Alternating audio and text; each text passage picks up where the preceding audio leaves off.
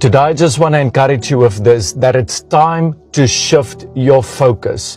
You have to take your focus off of the world and off of people and shift it and put it on Jesus, the author and perfecter of your faith.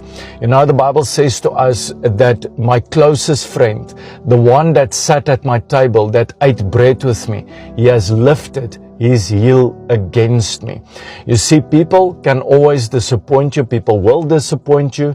People can say and do things that hurt you and make you feel rejected. But if your focus is going to be on what people say, and you're going to seek your approval from men, then you're going to open yourself up for attacks from the enemy with anger, bitterness, unforgiveness, jealousy, hatred, rejection, gossiping, whatever the case might be. But you can open yourself up for unnecessary attacks from the enemy.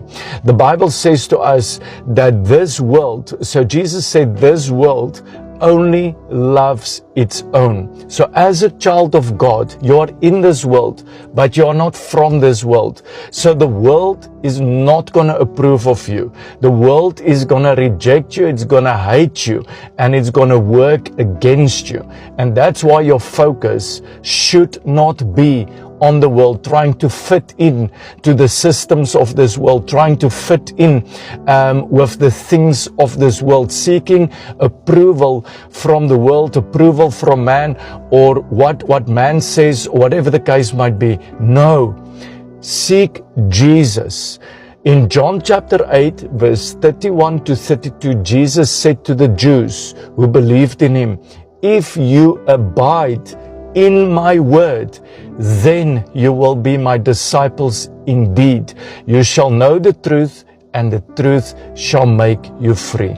That's where you walk in freedom, is if you abide in the Word of God. The Word of God begins to direct your life in a supernatural way. You know, Philippians chapter 2 verse 12 says, "Work out your own salvation with fear and with trembling."